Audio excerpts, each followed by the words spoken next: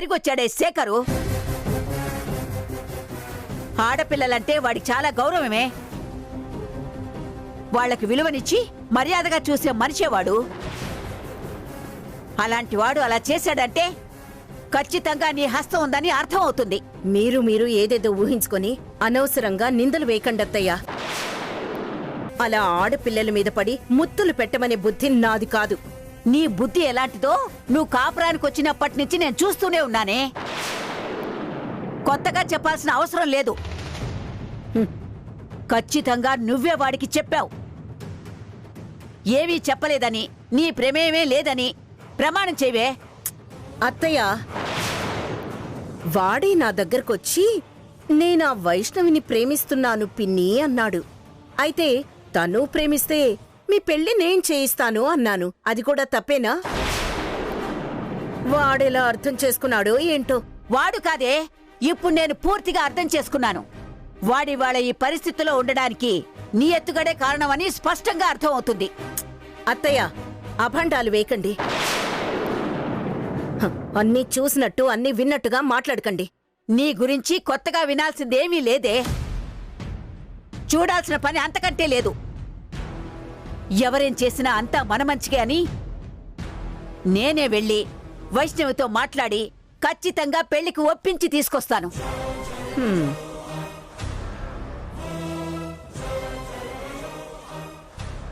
మీకేం తెలిసినా ఇప్పుడు నన్ను చెయ్యగలిగింది ఏమీ లేదు.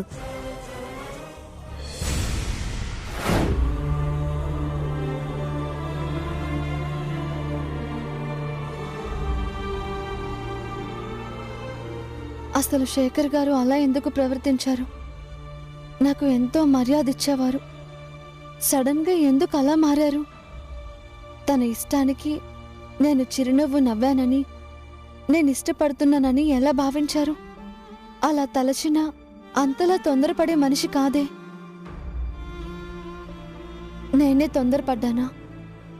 అయినా నా ప్లేస్లో ఏ ఆడపిల్లున్నా అలాగే ప్రవర్తిస్తుంది.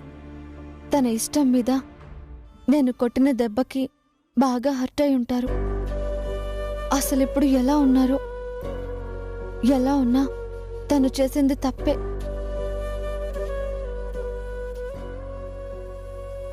అమ్మా వైష్ణవి,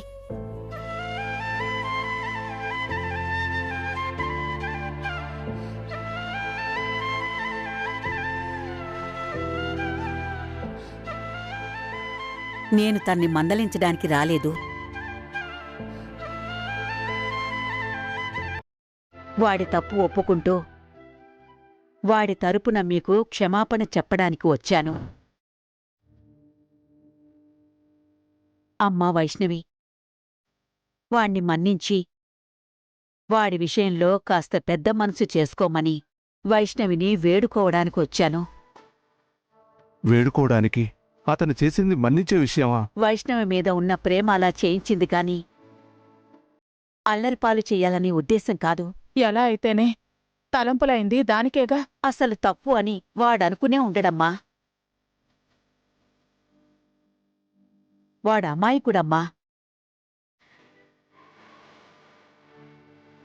చెంపదెబ్బ తిన్న తర్వాత వాడిలో మేం చూసిన పశ్చాత్తాపమే ఆ విషయం చెప్తుందమ్మా.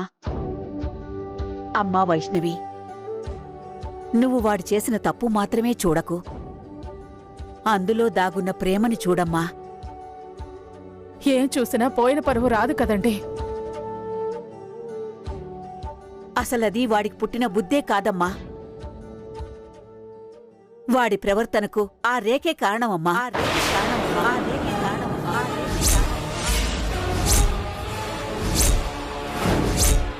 అదే వాడికేదో చెప్పింది. దాని మాటలు నమ్మి వాడా తప్పు పనిచేశాడమ్మా. నన్ను అల్లరి పాలు చేయాలని ఇదంతా రేఖాదేవి చేసిన ప్లానా? నువ్వు దయ తెలిస్తేనే కాని వాడి లోకంలోకి రాడమ్మా. నీ పిలుపు వింటే తప్ప స్పృహలోకి వచ్చేలా లేడమ్మా. నువ్వు పెళ్లికి ఒప్పుకుంటే తప్ప వాడు మాకు దక్కడమ్మా.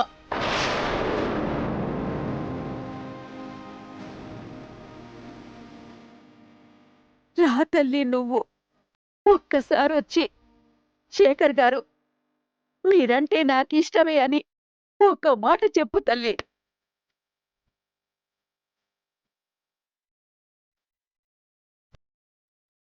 అలా చెబితే పెళ్ళంటారు. సరే అంటే నా లోపం వాళ్ళకి శాపం అవుతుంది. జీవితాంతం వాళ్ళని బాధ పెట్టిన దాన్నవుతాను. ఇప్పుడెలా? ఏం చేయాలి? ఏంటమ్మా నేనింతలా ప్రాధేయపడుతున్నా కూడా నీలో ఉలుకు పలుకు లేదు.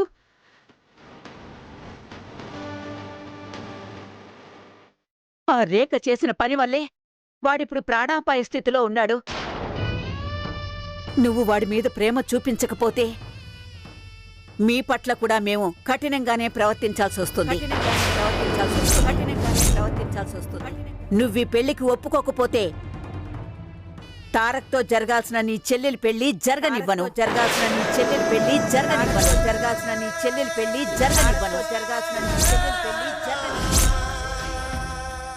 ఇంటి పెద్దగా నేను తీసుకోబోయే నిర్ణయం ఇదే.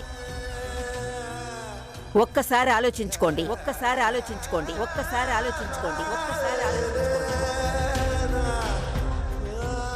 ఆడపిల్ల పెళ్లి విషయంలో ఇలా మాట్లాడాల్సి రావడం నాకు చాలా బాధగానే ఉంది.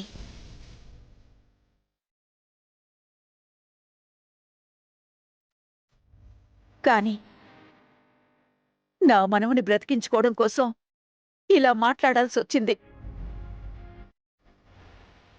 నన్ను క్షమించండి.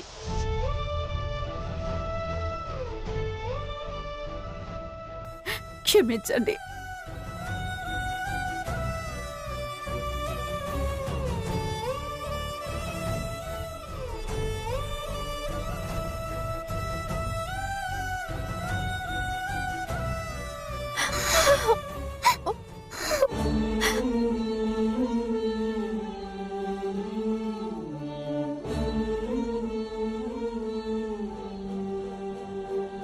అమాయకంగా వారు పిన్ని మాటలు వినొచ్చు. మరి ఆ క్షణం నేనెందుకు తొందరపడ్డాను? ఆ రేఖాదేవిని ఎందుకు నేను అవమానించలేదు? అప్పటికి పర్ఫార్మెన్స్ పేరుతో నన్ను స్టేజ్ ఎక్కించే ప్రయత్నం చేసినప్పుడే నాకీ అనుమానం వచ్చుండాలి. ఇది ఆవిడ ప్లానే అని నాకెందుకు ఆలోచన రాలేదు? I love you Bullamma. Shekhar గారు!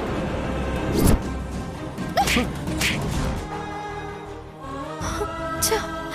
పాపం శేఖర్ గారిని అర్థం చేసుకోకుండా